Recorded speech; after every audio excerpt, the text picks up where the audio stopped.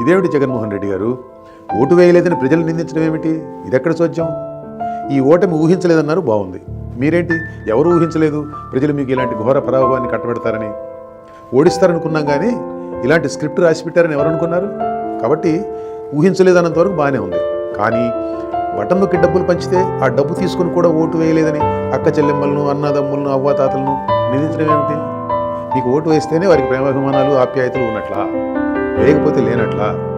ఆ అక్క చెల్లెమ్మలకు పిల్లలు లేరు? ఆ పిల్లలకు మంచి భవిష్యత్తు కావాలని వారు కోరుకోరు? ఆ అవ్వాతాతలకు కొడుకులు, కూతుళ్ళు లేరు? వారికి భద్రమైన జీవితం ఉండాలనే ఆ అవ్వాతాతలు కోరుకోరు?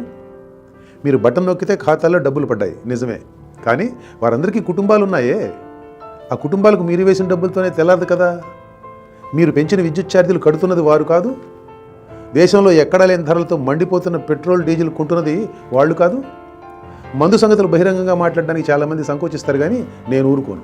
ఉన్న సంగతి ఉన్నట్టు మాట్లాడుకోవాల్సిందే. నాకు నచ్చిన బ్రాండ్ మందు తాగే నా హక్కును తీసేయడానికి ఈయనెవరు అని ఎవరైనా ప్రశ్నిస్తే ఏమిటి మీ సమాధానం? చెప్పండి. పెంచిన మద్యం ధరల సంగతి అలా ఉంచండి. నా బ్రాండ్లు మాత్రమే తాగాలంటూ మందుబాబులు మీరు చేసిన ఘోరమైన జులుం భారతదేశంలో గతంలో ఏ పాలకుడన్నా ఎప్పుడన్నా చేశాడా? నేను బటన్ నొక్కి డబ్బులు వేస్తే అవి తీసుకుని కూడా ఓటు వేయలేదని మీరు ఎవరినైతే నిందిస్తున్నారో ఆ అక్క చెల్లెమ్మలకు భర్తలు, కొడుకులు లేరు? మీ పుణ్యమా అని వారి మందు ఖర్చు బడ్జెట్ పెరిగిందని, దానికి తోడు మీ బ్రాండ్ల మందు తాగితే ఒళ్ళు కూడా గుల్లవుతున్నదని ఆ అక్క చెల్లెమ్మలకు తెలియదు? ఇదంతా అలా ఉంచండి జగన్మోహన్ రెడ్డి గారు. ఎవరి డబ్బు ఎవరికి ఇస్తున్నారు మీరు? మీ తాత తండ్రులు సంపాదించిన డబ్బు, లేక చిన్న వయసులోనే అసాధారణ ప్రతిభ కనపరుస్తూ మీరు సంపాదించిన ఆ 1000 కోట్ల సంపదను పంచుతున్నారా ఏమిటి మీరు? బటన్ నొక్కి పంచుతున్న డబ్బు రకరకాల పద్ధతుల్లో తమ దగ్గర నుంచి వసూలు చేసిన డబ్బేనని తెలుసుకోలేనంత అమాయకులు అనుకున్నారా మీ అక్క చెల్లెమ్మలు, అన్నదమ్ములు, అవ్వాతాతలు? ప్రజల ఇంగిత జ్ఞానంపై మీకెంత నమ్మకం జగన్ రెడ్డి గారు? డబ్బు పంపకంలో అవినీతి లేకపోతే పాలనలో అవినీతి లేనట్లేనా? మీ పాలనలో మద్యం, మైనింగ్, ఇసుక అవినీతికి ఎలా రహదారులుగా మారింది జనానికి తెలియదు అనుకుంటున్నారా ఏమిటి కొంపదీసి? లేక మీరు డబ్బు పంచుతున్నారు కాబట్టి వారు దాన్ని పట్టించుకోరనుకున్నారా ఆ అవినీతిని? పంచిన డబ్బుకు, చేసిన అప్పులకు ఏమాత్రం పొంతం లేదనే సంగతి కూడా ప్రజలకు తెలుసు, చాలా బాగా తెలుసు.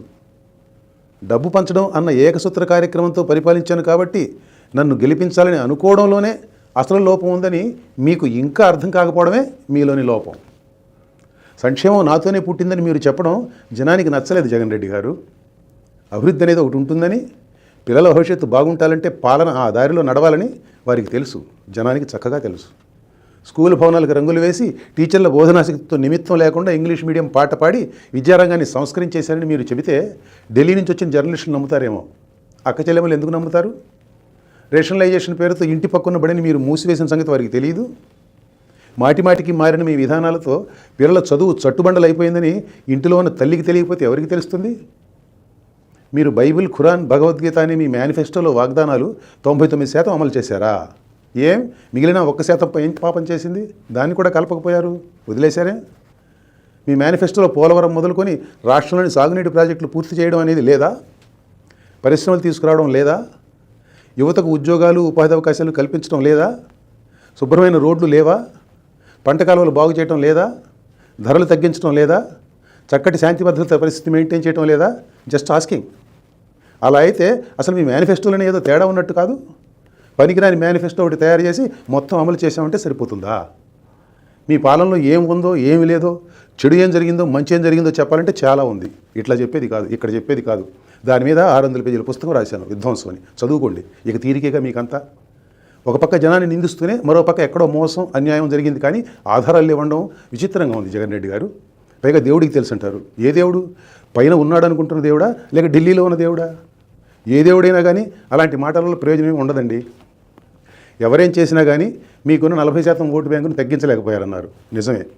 పోయినసారి ఎన్నికల్లో మీకు 151 సీట్లు వచ్చినా కానీ టీడీపీ ఓటు బ్యాంక్ కూడా టీడీపీతోనే ఉందిగా. మరి వారిని అంతా ఎగతాళి చేశారు ఎందుకు అప్పుడు మీరు? దేవుడు రాసిన స్క్రిప్ట్ అన్నారు. ఇప్పుడు ఈ స్క్రిప్ట్ ఎవరు రాసినట్టు? ప్రజాస్వామ్యం అంటే ఇలాగే ఉంటుంది. 5 ఏళ్ళు ప్రతిపక్షంలో ఉండి 5 ఏళ్ళు అధికారంలో ఉన్న తర్వాత కూడా మీకు ఆ విషయం అర్థం కాలేదు. మిమ్మల్ని ప్రజలు ఎందుకు తిరస్కరించారనే దానికి మీకు తెలియకుండా సమర్థన మీరే ఇచ్చుకున్నారు. మీకు అర్థం కానిది ప్రజలకు అర్థమైంది. అందుకే మిమ్మల్ని ఇక చాలు, ఇంటికి వెళ్ళండి అన్నారు. నమస్కారం.